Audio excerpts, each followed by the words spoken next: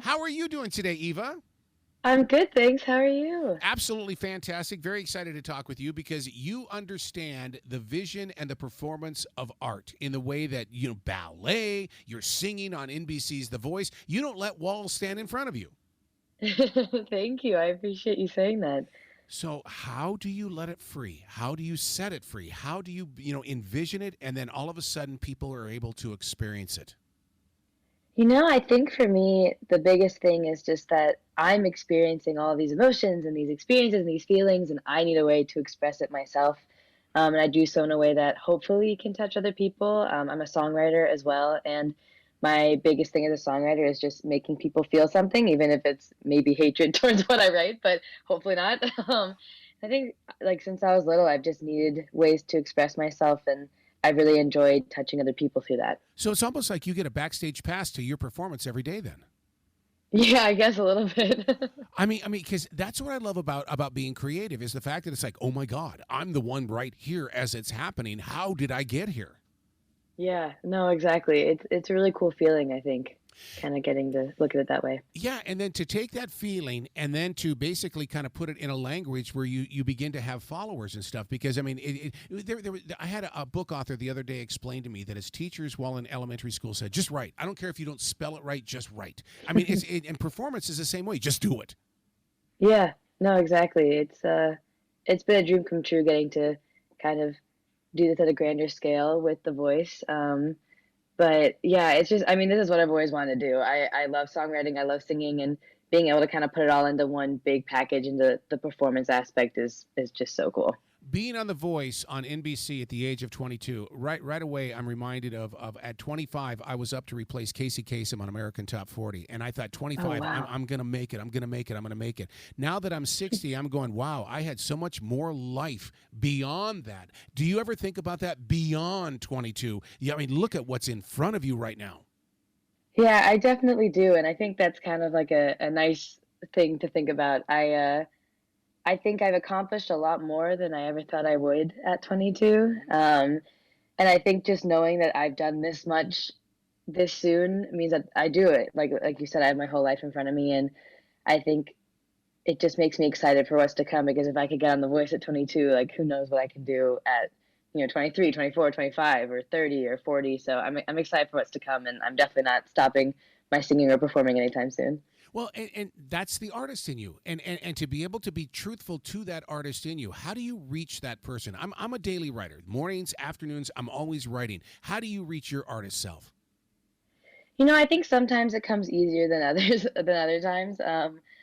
I think sometimes I don't always want to be as honest with myself as I need to be in order to reach that true artistry. Sometimes I kind of run from that, but when I can really connect to how I'm feeling and the vulnerability that I have in some situations, that's when I can really get it to come out. I think being an artist is sometimes scary because you're either standing up on stage in front of hundreds or thousands of people, or in this case you're getting shown on national TV, or you're writing songs that are basically pages right out of your diary. And I think sometimes that can be kind of a scary and daunting thought, but when I can kind of get past that and just really like connect to who I am and really like write about the things that I'm going through and kind of not be afraid of the reactions I'll get and do it more for me, I think that's when I really connect to it all. Who's more scary to you, that audience or yourself? Because I'm a daily writer. I can go back to any day, all the way back to July of 1994, and go through all the experiences again. And many times I sit there and go, what? What? You really felt that? Yeah, no, it is definitely me. I am my worst critic. And sometimes I'm like, girl, you need to be a little less harsh on yourself. I mean, even throughout the whole experience with The Voice so far, I can think back and be like, oh, I know exactly how I was feeling leading up to the blinds, leading up to the battles, and a lot of that like negative self talk can kind of come forward. And even if it's not like outright negative, it's definitely I put a lot of pressure on myself, and I think the pressure I put on myself is scarier than an audience, because an audience at the end of the day kind of wants you to succeed. They want to see you do well most of the time, but sometimes the things you tell yourself in your head are like, you're not good enough. Oh, you're not doing this well enough. You need to keep practicing, and that's definitely the bigger hurdle to overcome, I think. Well, look at the challenge that you had. You sang a Taylor Swift song. You know that Yeah. her followers are going to go, okay, Eva, come on now. What are you going to do with this song? Yeah, exactly. And Yeah. yet, what I love about Taylor, I mean, she just dropped this brand new collection of music this past weekend. Is the fact that Yes. she is unstoppable. And when Oh, you, I I know. mean, and to me, that's what all artists should be doing right now. Don't let anything get in the way. Don't follow anybody's rules but your own. No, exactly. I mean, she's so inspiring. I grew up listening to her as a kid. Went to her 1989 album tour and cried when she sang 15 because I was 15 at the time. And I don't know. I think it's so cool because not only is she kind of changing the world of songwriters. I mean, she really is has led the charge for artists getting paid more per streams and has talked so much about her owning her own masters and re-recording them if she can't. And I think that's so cool. But she also just inspired me to be a songwriter really early on because she was like 15 writing these amazing songs, and I was like, man, if she can do it, then I guess so can I. Have you ever seen that outtake a video of her on YouTube where she handles the people that interviewed her that got stories wrong and the way that she professionally handled them? I mean, Yes. it's like she expected those bad questions because she had a reply. Yeah. Oh, I know. And she does it in such a way that's like still graceful but firm. So cool. Yeah, inspiration. So you have to fill those shoes. You have to become Eva. You have to become that person that you're going to have thousands, if not hundreds of thousands, of interviews in front of you. How do you Yeah. handle yourself in these times where you don't know the next question I'm going to ask? I think just deep deep breathing and knowing that at the end of the day, I'm the only one who knows the answers to your questions. So hopefully, in some way, I'll be able to pull the answer out, right? Well, I've always wanted to interview the author that does these murder mysteries. I want to put them on the stand inside a courtroom. It's like, you know who Oh, the that'd be so murderer cool. is. You're the one. You're the one. That'd be something to see for sure. So learning the guitar and being a vocalist. Yes. My God, that's the left and right side of your brain. How do you do that? I don't know. I think I've had a lot of help. I mean, I took vocal lessons all throughout high school and in college as well.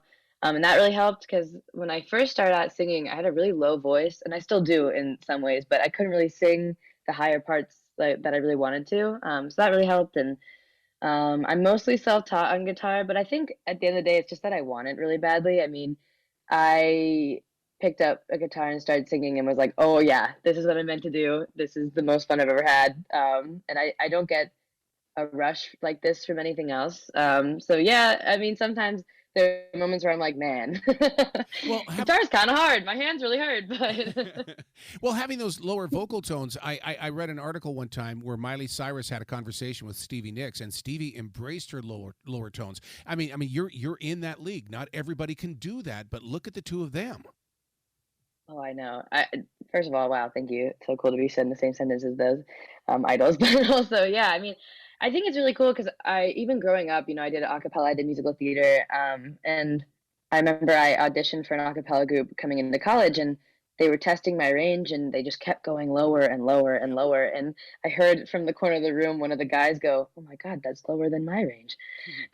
Like that's just such like a cool thing. I think a lot of people can sing really high, and I still love singing in that range, but not as many women can sing low. So it's kind of cool. And I also think it's a way for me to connect more emotionally to songs too. I think sometimes those lower notes can be a little more powerful if I put more emotion into them. Well, those lower tones remind me of the natural vibe, where we really are. We don't have to go to a certain note in order to reach people. We can just be ourselves in these lower tones. Yeah, no, definitely. I agree with that. Music theater, you have to understand the song and the story before you can put it up there in the top row of the theater. And so I mean, you are so far ahead of most people when it comes to performing music. Thank you. Yeah, I definitely think it's helped. It's nice being able to kind of put myself into whatever story the song is going through, like even with the voice. I think being able to kind of like look at the lyrics of Taylor Swift and before that Maggie Rogers for my blind audition and kind of put myself in that storyline more, and I think musical theater definitely helped with that. You know, one of the things that I love about this modern generation that we're living is that I believe that the younger generation, they do know a lot of things that the older people don't. And so if you could tell or share with Blake something that would improve something he's doing, what would it be? in terms of music or just in Well, general? I guess in general, because I mean I love it when my grandson or my granddaughter bring me something on a computer and they show me a new trick. I mean it's the you guys are fearless. You're fearless. Whereas we're going, I'm not doing that. I become a curmudgeon of some sort. Yeah. Oh, that's such a good question. I think Blake Shelton is, first of all, one of the nicest people you'll ever meet. Yep. But he always makes the jokes that he's like 80 years old on the air. But I feel like if Blake went on like TikTok or something and started like trying to do like country music trends, I think that would be just the coolest thing ever. I think people would freak out seeing Blake Shelton doing a TikTok trend, and I think he could kind of put his own spin on it. I mean, he just released "Nobody," his new song, and I think if he made kind of a TikTok trend of that, people would go nuts. So I'd love to see Blake Shelton doing the TikTok trends. I think it'd be both a little bit humorous, just given who he is, but also a really cool moment for him and his fans. Oh yeah, I'd like to see him do a pop song like Gwen Stefani. I would love to see him get up on Oh, that stage. Have you ever seen Gwen Stefani perform in concert? yes, Oh my god. yes, Oh my she's god. incredible. And when the two of them perform together, it's like magic. I swear. I think it'd be so cool to have him. Yeah, imagine because I feel like she oftentimes does country music with him, but imagine if he did pop music with her. That'd be so cool. It's just one of those things where there's something about him that still hasn't come out, and and so with him Yeah. saying that this is his final season, I'm going. He's going to do something. He's not walking Oh away from yeah. this to go sit at home. He's going. He's gonna do No, something. I know. I'm excited to see it. Honestly, I think we all want kind of a Blake Shelton reawakening. I think that'd be so cool. Well, and you're part of that what generation or that story. You're part of his final page on NBC's The Voice, and so my Yeah. God. I mean, I hope you're writing this stuff down because someone's going to come to you one day, 15, 20 years from now, saying, "Okay, Eva, you were part of that." Yeah. Oh, I know. And I mean, it's such an honor too. I when Blake turned for me, it was maybe one of the best moments of my life so far. And I mean, he's been on the show the longest, and I think he knows what he's looking for maybe the most. And just to be, like you said, one of those final artists on his team is truly just mm, so amazing. And I can't really explain how it makes me feel just because I'm so honored, and I never thought I'd be here.